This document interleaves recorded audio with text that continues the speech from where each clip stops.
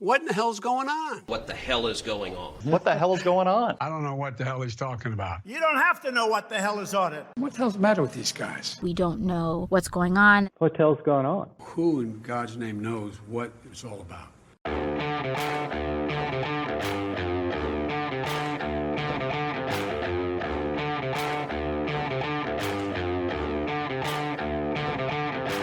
Hi, I'm Danielle Pletka. And I'm Marc Thiessen. Welcome to our podcast, What the Hell is Going On?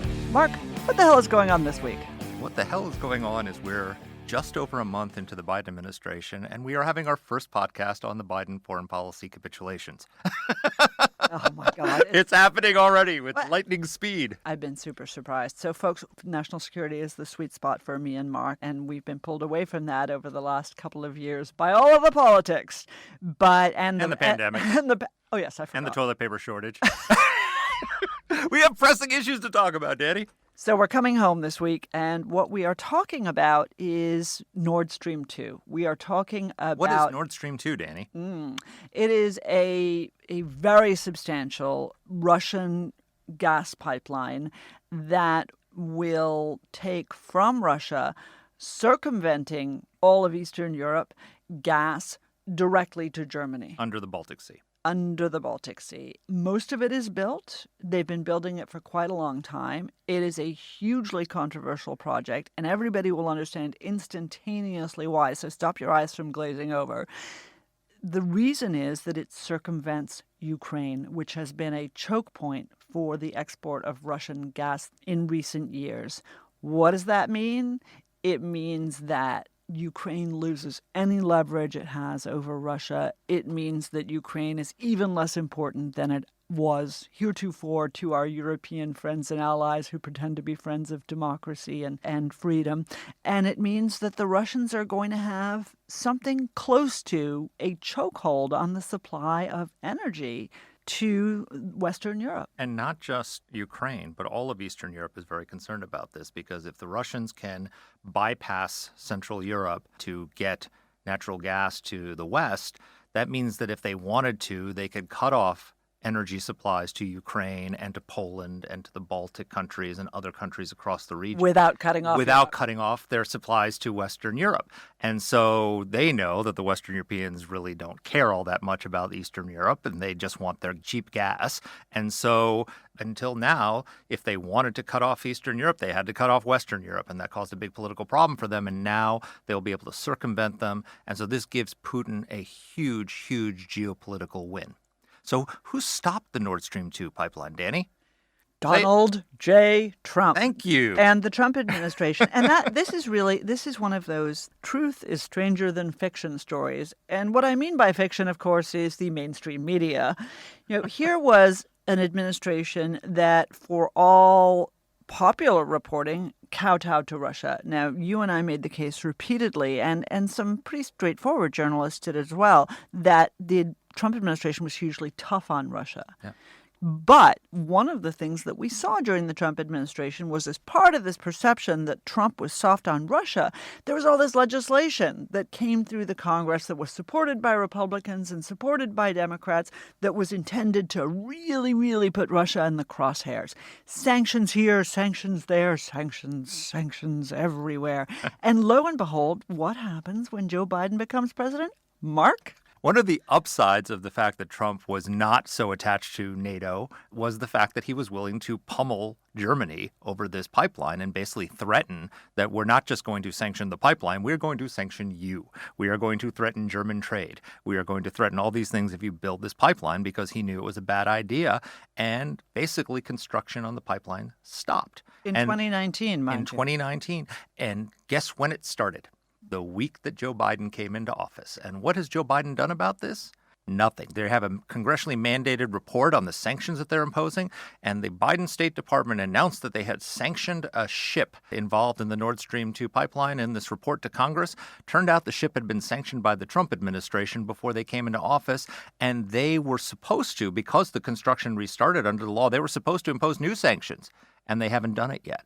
And this pipeline could be done by this summer. This could be a done deal. So they don't have a lot of time to fix this problem, Danny. It's just everybody was so in this Donald Trump is a tool of Putin movement and a Russian agent, and the Mueller report and everything else. Everyone criticized his soft rhetoric on Russia, but his actions were incredibly tough. And I think what we've got now is the reverse, where you got a president who talks tough on Russia, but is actually not willing to put his money where his mouth is and actually impose costs on both Germany and Russia for this pipeline. So I actually think this points to a larger truth. And this is something that... Donald Trump was an incredibly effective foreign policy president? No. Is that what you're saying, Dany? No, Mark. And let me just say, January 6th, thank you. You know where I stand on January 6th. Exactly. And that is the black cloud that overshadows everything and anything that was good in the Trump administration, of which you and I have agreed that there certainly were some pretty strong elements. But what I'm trying to make is a point about Republicans and Democrats on foreign policy. And I think you touched on it when you said rhetoric. Democratic administrations have always been good on the rhetoric, good on supporting freedom, democracy, good on being tough on Russia, nuclear proliferation, of course, climate change. Except during the Cold War. Well, okay, let's just talk about the 21st century for a second. My favorite of this, and I'm going to say it, parents, cover your children's ears, my favorite of this bullshit rhetoric is the Atrocity Prevention Board. So the Obama administration that presided over the wanton massacre of 500,000 people in Syria and refused to do anything about it despite the President of the United States declaring it was a red line for him, instead created something called an Atrocity Prevention Board. This is a presidential directive. This is not some, garbagey, airy-fairy think tank thing, she said, sitting in her airy-fairy think tank. What has the Atrocity Prevention Board done? Abso-bloody-lutely nothing. This is what the Obama administration is going to have in common with the third term of the Obama administration, the Biden administration, which is that they're going to talk a good game and do absolutely nothing. Talk a good game and allow Russia to get a stranglehold on Europe. Talk a good game and allow Iran to get towards nuclear weapons. Talk a good game and allow China to dominate the Pacific. We could go on and on here. Yep. This is a big problem. And who, Dany, enforced the Obama red line? Not once, but twice? Well, again, I would say not effectively. Okay. Not effectively. More effectively than Obama and Biden did. Yes, well, that is the pathetic thing. Them. Yes. Twice struck them. That is the pathetic thing. That was his Atrocity Prevention Board. It's a hell of a lot more effective. I mean, look, I agree with you on January 6th.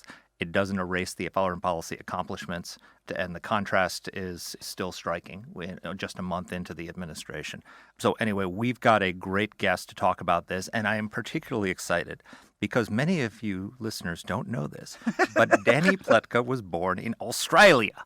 They do know this. And so she sounds like a plain old American, but whenever she gets on the phone with an Australian, like when she talks to her parents, and I'm in her office and she's talking to her mummy, then all of a sudden she sounds like Crocodile Dundee. And so we have not only a great reporter on with us, but an Australian. And so you're going to get to hear, she's going to struggle hard to keep that Australian accent out, but it's going to swing through a little bit. So you're going to get to hear the Australian side of Dany Pletka. Crikey. Thank you so much in managing to bury the lead. Our guest today is Jonathan Swan. Jonathan is with Jonathan Swan. He's with Axios Media, and the proximate cause was that Mark and I watched his truly excellent interview with Ukrainian President Zelensky that aired last month. He's really an outstanding reporter. He's now with Axios, which is one of Washington's powerhouse reporting shops. He was with The Hill prior to that, and I'm just going to make Mark happy here and say that prior to that, he was with Fairfax Media, based out of Canberra. Anyway, it's a pleasure to have him with us. Jonathan, welcome to the podcast. Thanks for having me. First of all, you've done an enormous amount of reporting on the Biden administration and the Nord Stream 2 pipeline. But just for our listeners who don't follow this so carefully, just tell us, what is the Nord Stream 2 pipeline and why is it so important? So it's a gas pipeline that runs is in the process of being built. It's about 90% built, that would run from Russia to Germany through the Baltic Sea. And it's important for several reasons. Number one, it gives Russia access access, direct access to Europe. Doubles, there is a Nord Stream 1, but gives them a huge amount of extra direct access to Europe in terms of gas. But number two, it really, really screws America's allies in Eastern Europe and Central Europe, particularly the Ukrainians. Ukraine, beleaguered, struggling democracy. I was there about a month ago to interview President Zelensky. They depend on, well, not depend on, that's probably a bit too strong, but they benefit from being the middleman, taking Russian gas into Europe. They get substantial amount of revenue from that, and they also get leverage. They need leverage because they really don't have much else. And by doing this deal with Germany, Russia is cutting Ukraine away, which is part of their overall plan to isolate Ukraine from Europe. Ukraine's been trying to get closer to the West, join NATO. And so it's basically a deal between Germany and Russia, which is extremely galling to anyone who listens to the sort of very high and mighty German rhetoric at the United Nations, talking about how horrible Russia is for annexing parts of, eastern Ukraine and what a terrible affront to Ukrainian sovereignty it is. And meanwhile, they're doing this deal with Russia that increases Russian power in the region and screws over America's allies like Ukraine and Poland. So the Trump administration was very tough on Germany about the Nord Stream 2 pipeline and imposed sanctions on companies that were involved in building it and actually brought construction to a halt. What is the Biden administration doing now in its first month in office? Well, it was actually just a threat. I mean, the Trump administration was so vocal about this issue. So 2019, Congress passed sanctions, mandating that the U.S. would sanction pipe layers involved in this project. And the U.S., President Trump was extremely aggressive. He even threatened Angela Merkel kind of trade. He threatened trade with Germany. Pompeo, the former Secretary of State, was very, very aggressive, basically saying, get out now, whatever. And construction halted. So major construction halted on the pipeline in December 2019 and basically was frozen because they legitimately were worried that the Trump administration would not just sanction Russian vessels, but potentially go all the way and sanction German utilities, end users of the gas. Trump made very clear that he had no concerns about pissing off Germany. Anyway, so fast forward, the defense bill gets over Trump's veto, gets passed into law in January, and that has an even broader array of sanctions. Congress clarifying the initial bill, making clear that they want anyone, that includes insurance companies, all sorts of people who are peripherally involved in helping this pipeline come to fruition, sanction them all. And Trump leaves office, and then Biden comes in and major construction resumes on the pipeline. So Biden's public stance is, it's a bad deal, we want to stop it, blah, blah, blah. But it's pretty clear that that's not exactly scaring the Russians or anyone involved in this pipeline. A number of companies pulled out, but that was really under threat from the Trump administration, and major construction resumed in early February. So now the Biden administration faces a choice, which is how aggressive are they willing to be to try to stop the final 10% of this pipeline being built, and are they willing to upset the Germans, who they are trying to rebuild a warmer relationship with? These are really big questions. It's the first, well, you might say it's the second test of whether Biden's going to be tough on Russia rather than just talk tough on Russia. He very quickly approved an extension of the New START deal, which Putin was very happy about. But let's call it the second big test of whether his actions on Russia are going to match his rhetoric. And so far, actually, both Democrats and Republicans on the Hill have been underwhelmed by what they've put out in terms of the State Department report to Congress. Jonathan, we've been talking about American dynamics. We've been talking about Moscow's interests. What I don't get here is Germany. Sure, we can look back and see that German leaders on pretty much every part of the political spectrum have been soft on Russia. I mean, one former chancellor going so far as to leave office and go and join Gazprom, the big Russian state-owned gas megalith. But honestly, when weighed against these other interests that you laid out, whether it's Ukraine, the freedom of Central Europe, or even having Western Europe kind of in Russia's gun sights because of this control over energy supplies, why is Germany doing this? Well, so there's a few things to unpack in there. Number one is the general question is, do these major European powers actually give a shit about Ukraine? And when you're in Ukraine talking to the senior people, it's pretty clear that everyone there understands that, these people are at best fair weather friends. I mean, there's not, a huge amount of resolve inside the leadership of Germany for sticking up for Ukraine. The other issue is, with all of this gas going through Ukraine, Russia has a history of shutting it off to punish the Ukrainians. So, when they get involved in disputes with Ukraine, it's an opportunity for Russia to use their energy as leverage. This takes Ukraine out of the picture and is a direct line to Europe. You can overstate the extent to which Russia has, sort of power over them. I think that could be really pretty heavily overstated. But I don't think there's much evidence at all that Germany's willing to really spend political capital defending Ukraine and Poland. I don't see any evidence of that. And if they don't believe that the United States is going to impose real costs on them, well, then they go through with it. So, I mean, fair enough. Right. They're all a bunch of hypocrites, newsflash. They don't really care about Ukraine, newsflash.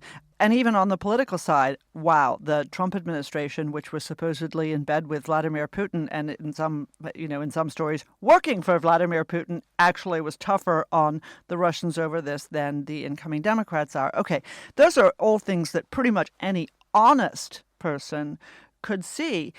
But even if we assess that it's not the majority of gas that the Europeans are getting from Russia, it's still a pretty substantial portion. If you then add in that part of the LNG that they're getting, the liquefied natural gas that they're getting, is from the United States that was engaged in fracking before, the United States that had a substantial, then you really are looking at basically a European plan to use the metaphor you didn't want to use, to basically supply their short hairs to Moscow and say, here, you can have a grip on them. Why not? Well, I can hear you trying to get over that repulsive metaphor, so I'm sorry. Yeah, wow. This is what you get when you get two Australians talking together about politics. Europe sucks, pretty much covers it. Yeah, I mean, like, it's so phony. I mean, it's just so phony hearing the hawkish rhetoric about Russia when you hear the Germans go to the UN and just rail about Russia. It's just so phony. It doesn't comport with what they're actually doing. But it's also not just Europe sucks. I mean, look at what the Biden administration is doing. These sanctions were supposed to get it triggered when the work started again, and they're really not. They announced that they were sanctioning one ship that Trump had already sanctioned and tried to take credit for. They got called out by a AP reporter on that during the State Department press briefing. But they seem more anxious to stop the Keystone XL pipeline than they do the Nord Stream 2 pipeline. They're standing by while Merkel is expanding dependence on Russian gas. At the same time, they're cracking down on our production here at home of the gas that actually our exports are what the alternative is to Russian gas. Isn't the Biden administration really acting in a way that's going to increase European dependence on Russia and thus Russia's power over not just Central Europe and Eastern Europe, but all of Europe? Well, so their argument is, I reported there was a couple of calls that the Biden administration had with the Hill last week that didn't go particularly well. And the second call was on Thursday afternoon. And so this was with national security advisors from House and Senate offices, Democrats and Republicans. And there was this quite telling moment in the phone call. So you've got senior State Department officials briefing them. And the questioning was pretty aggressive about why didn't you sanction? We're seeing maritime tracking information that shows, all these ships. It's not just the Fortuna, which was the one that Trump already sanctioned and that they repeated targeting for sanctions. But there's all these other ones. We can see it. They've actually sent a list, people in the House Foreign Affairs Committee, to Secretary of State saying, here are these vessels.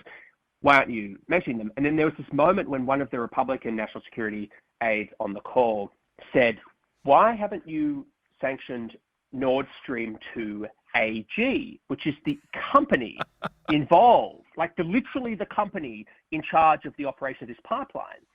And the response was, well, we're not going to talk about specific individual entities. And this is on the call. This is playing out. And this aide said, well, I'm on their website right now, and they say that they are the company in charge of the operation, planning, and construction of the Nord Stream 2 pipeline. So I'm just curious, like, what additional information you need to determine that the company that owns, that's in charge of the pipeline that you've determined, is sanctionable activity, is itself sanctionable. I'm just curious. And, the response, we're not going to talk about, blah, blah, blah, blah, blah. And the line that they're using is that it takes time. And, there's some irritation that's been expressed to me from some folks who are sympathetic to what they're doing to say, it's not fair to be piling on the Biden administration. You've got to give them time to, make sure that they cross all the T's and dot all the I's, on sanctions, blah, blah, blah. And, the Trump administration only started sanctioning, 2 minutes ago. And the response to that is true. However, the mere threat of sanctions under the Trump administration stopped construction of the pipeline. So it was halted and it resumed major construction under the Biden administration. So it's not exactly sort of fair to say, well, the Trump people were sort of sitting on their hands, because what they had done rhetorically was obviously believed and listened to in Moscow and with some of these companies working on this. So they're a real question to us. And the problem is they don't have time. It's not like they've got this sort of endless window of time. If it's 90% done, isn't it? 90% done. And from what I understand, again, I'm not an expert on this, but I've talked to plenty of experts on this and people who study this. This could be completed by the summer without a major intervention. So it's not like they've got this huge window of time to, figure it out. And meanwhile, the Germans are trying to get some kind of a deal with the US to allow it to happen. And the Biden people have pushed back pretty strenuously on that and said that they're not negotiating with the Germans, and if they won't, they want to stop this pipeline. Well, that seems hardly credible. For a lot of people who haven't been in Washington for quite as long as Mark and I have, this may sound like a sort of a strange story, but in fact, what this reminds me of most forcibly are the unbelievably lame arguments made in the 1990s by the Clinton administration about sanctioning companies helping Iran's nuclear and missile programs. It was always, and it was the exact same relationship with Capitol Hill, which is that Democrats and Republicans stood together against the administration saying, I'm sorry, what more evidence do you need? And Jonathan, they're right in claiming that it requires substantial research. You do have to cross your T's and dot your I's in order to impose sanctions. But in the case of Nord Stream, the Nord Stream company itself, that's hardly credible. Now, we know how far Iran has progressed. Russia, given this source of income and this sort of vice-like grip on Europe, they now control, even after 2020, after COVID, they control almost 40% of the European market. So it really does argue to the fact that the Biden administration does not intend to be serious about it. Well, we're going to find out that's certainly, from their first report that they sent to Congress, it's hard to draw any other conclusion. And I think we're going to learn very, very quickly whether they're actually going to reverse course and put real muscle into this. We'll know that in a matter of weeks. The other thing that's come into play since the Trump administration announced its campaign against Nord Stream is, of course, what happened to Alexei Navalny, and the fact that he was poisoned and then went back to Russia and was immediately jailed, on arrival, and the protests going on there. And so, is it a little bit incongruous at the time when, the Europeans are saying we need to get tough with Russia on Navalny, that, the Biden administration is relaxed, and Biden has made a big statement about Navalny and solidarity with Navalny. They seem to not be willing to crack down on this. The French even have said that we need to stop Nord Stream 2 in response to Navalny. So when the French are the backbone of Europe, that there's a problem. Well, again, it just comes back to the same theme again and again, right? Actions versus rhetoric. And we're hearing plenty of really hawkish aggressive rhetoric. And again, this is a really clear, measurable test of action. And again, what we're seeing so far is just not congruent with the rhetoric at all. So, quick last question for me. And this is the one where, I'm going to ask you a realist question. I'm not much of a realist, at least according to the common definition. But the Biden administration says they want to repair relationships with our allies, which I get. Donald Trump sort of stomped heavily over Marcus rolling his eyes right now. I wish you could see him. But he did. Rhetorically, he stomped all over NATO. He did a lot of rhetorical damage, let's put it that way. What does the Biden administration want out of this repaired relationship with Germany, do you think? And I wonder whether Zelensky, the Ukrainian leadership, had any speculation about, what are we hoping that we're going to get out of Germany in order to cut them this slack on Nord Stream 2? Well, I don't have any reporting on that marriage of this for that in terms of Nord Stream 2, but just taking Nord Stream 2 out of it, I mean, they've been pretty clear about what they want out of the allies. Number one is climate change. Like John Kerry has been appointed as this international envoy on climate change. And you're already seeing folks who are hawkish on China quite worried about the potential of a Kerry-influenced Biden policy that would give China passes on certain things in exchange for another, international deal on climate. Now, the Biden folks, there actually are a bunch of people who internally would push back on that and that's not going to happen, blah, blah, blah. We'll find out and we'll see. But the other thing that they say is they want to build a coalition against China. And that strikes me as a little hard to foresee because the Europeans are doing investment deals with China and have exhibited no. Again, it's like, just look at what they're actually doing as opposed to saying. And there's just, I don't really see how that's going to work out because I don't see a huge appetite from the Germans in, stepping up and confronting China. Quite the opposite. We're seeing cooperation and investment deals and the rest of it. So exit question from me and switching gears just briefly, because you covered the Trump administration up close. You interviewed President Trump a number of times. He spoke at CPAC on Sunday. And I'm just interested in your impressions of Trump's speech. And do you think he will be the Republican nominee in 2024? I thought a few things from his speech. Obviously, he's made very clear he's not going away, which we knew.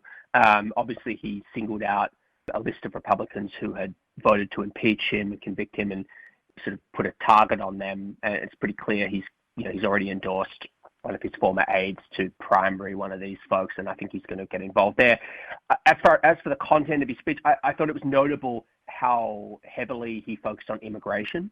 Obviously, it's been a core theme of Trump going back to his announcement in 2015, but he really spent more of that speech. I've watched more speeches than I could count from Trump, and this is one of the longest speeches on immigration that I've heard. And I think I know because I've spoken to some of his aides, they view Biden's early moves on immigration and particularly the rising number of unaccompanied children coming to the border as an opportunity to absolutely hammer him early on and damage him early on. So I think you saw that in the speech. That was probably what I pulled out of it most. Obviously, he still hasn't given up on saying he won the election and all the rest of it. But I mean, we know that. We know that's what he's never going to stop doing that. So, and is he going to be the nominee? Out of it. Well, I think if he actually decides to run, it's awfully hard to beat him. I mean, a lot can change in 4 years, but I mean, especially if the field is reasonably large, the base still has an incredible attachment to him, and I wouldn't bet against him. I mean, I don't know about you guys, but I think you'd be pretty foolish to put money against Donald Trump in a Republican primary. And on that extraordinarily depressing note, in fact, this was a pretty depressing conversation. Thanks a ton, Jonathan. Yeah, well, we're going to race to have you back as soon as I refill my Prozac bottle. What do you want me to tell you? Nikki Haley's going to beat Trump in a Republican primary? I'm sorry. We're basically, let's see, Putin's doing really well. Our allies are all a bunch of lily-livered lackeys for Putin, and Donald Trump is going to be the nominee in 2024. Fine. I'm done with you. No, actually, thank you. You were terrific. I think Mark and I both very much enjoyed your reporting and your interview. You all are in partnership with HBO to run these, and it's. And we'll link to that in the transcript, both to your reporting and to that terrific interview with Zelensky. But so thank you really for making the time for us. We're actually grateful. My statements notwithstanding. And I'm just impressed that Dany got through the interview without saying crikey. Crikey, Matt. There you go. Makes all the difference to him. Thanks. Okay, so Dany, first of all, I am deeply disappointed in the lack of Australian dialect that I heard from you in this interview. And I know you've worked, it was a struggle for you to speak American English, though it's always a struggle for you to speak English. Oh, thank you so much, Mark. Yeah, no, it was, listen, I can hear even Jonathan is sort of losing his Australian accent, which is a shame for everybody here. But I think this is one of those issues where people are not going to want to dig in because they're going to hear Nordstrom 2 and what does that mean and do I really have to learn a lot? And the answer is no. Actually, this is yesterday's news tomorrow. This is the Europeans going back to being what they always have been, cheese-eating surrender monkeys, and a democratic administration that talk tough, not being tough enough on the likes of Angela Merkel, who should, for all of her rhetoric, caring about Ukraine, caring about freedom, caring about democracy, be tough on Russia. And not only are the Europeans cheese-eating surrender monkeys, in the famous words of P.G. O'Rourke, but apparently we have surrender monkeys in the Biden White House as well, on this issue. I mean, time is of the essence. They've got to stop this. And, this is the Democrats became Russia hawks the moment the Cold War ended. Right? They were all for appeasement. And Joe Biden, to his credit, was, we both worked with Senator Jesse Helms. And back in the 70s, when he was a junior senator from Delaware, I think 28 years old or something like that, when the Ford administration wouldn't invite Alexander Solzhenitsyn to Washington, Helms and Biden together invited Solzhenitsyn. So he's genuine in his concern about Russia. But this is the problem with the Democratic Party, which is that they, as a party, never were concerned about Russia. And, they didn't, when they were building nuclear weapons, when they were putting people in the gulag. But as soon as Russia leaked Hillary Clinton's emails, all of a sudden that was a line. They had crossed a line. That's the straw that broke the camel's back. Damn it. And so now all of a sudden, the Trump era and Putin's election interference turned the Democrats supposedly into post-Cold War Cold Warriors. All of a sudden, they were channeling their inner Joe McCarthy when it came to Russia. But now, all of a sudden, that Trump is gone, it's back to business as usual. It's back to business as usual. It's back to appeasement. And remember Obama's famous line, of yes. course, which, when in debating with Mitt Romney was, the 80s called, they want their foreign policy back, right? And that was about Russia. So I think this is an opportunity for Congress. You know how much we have missed normal times, right? We've missed the normal interplay between our branches of government. We've missed parties behaving like as they usually do. Okay, so here are the Democrats. They've gone back to behaving as they usually do. Now didn't miss it so much now. Oh, well, I don't miss it so much. Something one thing I don't miss is the crazy of the last 4 years. And now is an opportunity because there are lots and lots of Biden administration people in the national security sphere who have not been confirmed yet. Yeah. Okay, Senate Foreign Relations Committee, you're at a 50-50 split in the Congress. That means you lose one person. Now is the time to hold these people's feet to the fire. What is the administration's policy going to be on this? Are you going to allow Nord Stream 2 to be finished? Do you actually care about Ukraine? Do you actually care about what Putin is up to? What about Alexei Navalny? All of those These are questions for Torio Newland and Wendy Sherman in their confirmation. That's exactly right. And I know them both very well. I am confident in their ability to answer them. But what you want to see is a connection between those answers and the actual policy of the administration. I will add to you, though, a theme that we've talked about, especially when we talked about the Abraham Accords, which is that the lack of normalcy of the last 4 years is a double-edged sword. There were definitely some downsides of it, and you and I have both been clear about that. But the reality is that the lack of normalcy and anti-establishment tenor that the Trump administration brought to foreign policy is why we have the Abraham Accords. Because they didn't say, oh, well, this is how it's always been done. Peace goes through Ramallah. There's no separate peace with the Arab-Israeli peace. It can't happen. We can't move our embassy to Jerusalem because that'll set the region on fire. And Trump threw all that out because he's like, I don't care about that. I don't believe that. No, I mean, so he literally a Nobel Prize worthy achievement with the 4 Arab and Israeli peace accords. And it's the same thing on a smaller scale with this Nord Stream pipeline, which is that, we can't get Angela Merkel's our ally. Germany, they're in NATO. We can't beat up on our NATO allies. We can't do anything. And Trump didn't care about that. And so he literally said, I will not just sanction the pipeline, I'm going to wrestle your economy to the ground if you do this. And they were afraid and they stopped.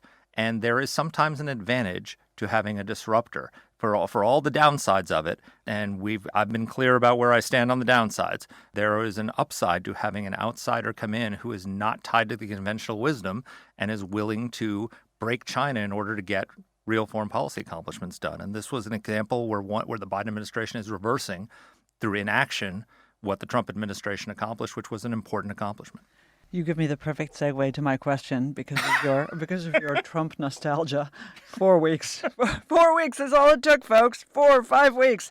So I want to know what you thought about that. I'm able to hold these two things. You can chew gum and walk. I wish more people could do that, Dany. I know. I know you well enough to know you can't chew gum and walk. But let me ask you the same question you asked Jonathan. What did you think about Trump's CPAC speech? So here's the interesting thing. So I thought for Donald Trump, he was incredibly disciplined. He didn't mention Liz Cheney until an hour and 15 minutes into the speech. He didn't mention impeachment once, but he gave a very substantive, policy-driven attack on the Biden administration in defense of his record. That signals to me that at least for the moment, and these things are fleeting with Donald Trump, he recognizes that he did himself some damage and that he needs to take a more substantive approach. Maybe it's people talked him out of it and he was planning to do something entirely different and listened. I don't know. But here's the thing that I thought that was really interesting about CPAC was 95% of CPAC, they did a straw poll, McLaughlin did that. 95% of Republicans want the Republican Party to continue the policies and issues of the Trump administration. But when they did a straw poll and they asked the question, if Donald Trump is on the ballot, who will you support? Only 55% said that they would vote for Donald Trump. I think it was 21% said Ron DeSantis, governor of Florida, very pro-Trump. Another 11% said Kristi Noem, the governor of South Dakota, also very pro-Trump. So the pro-Trump vote is very strong. But those people love Donald Trump. But I think the cult of personality isn't as big as the press is telling us it is. And it's exactly right. And also, I think they realize that Trump lost a winnable election. I think this is a fact that the 2020 election was not a repudiation of Trumpism. It was a repudiation of Trump as the person and his behavior. And there were millions of voters who supported Donald Trump's policies but didn't like him and said that their dislike of him was more important than their support of the policies and chose not to vote for him. And Republicans realize they need a lot of, and this is the most, this is not just Republican writ large. This is the biggest pro-Trump section of the GOP base. Even they recognize that we need to win those people back. Well, from your mouth to God's ears, or at least the God of politics. Folks, you know what we want from you. Listen, subscribe, share it with your friends. Complain about Dany. Complain about Marc. Share it with your friends. Share it with your enemies. Comment. Let us know. Let us know what you like, and let us know if you have ideas. We really do appreciate your emails an awful lot. Take care for this week. Remember, complaints. Oh yeah, they're not coming to me. Compliments to Marc. He's really good. He's almost buried under the avalanche. And Crikey, it's a croc with razor-sharp teeth. Tech complaints to Alexa. Oh my God. You can turn this off now. Bye, everyone.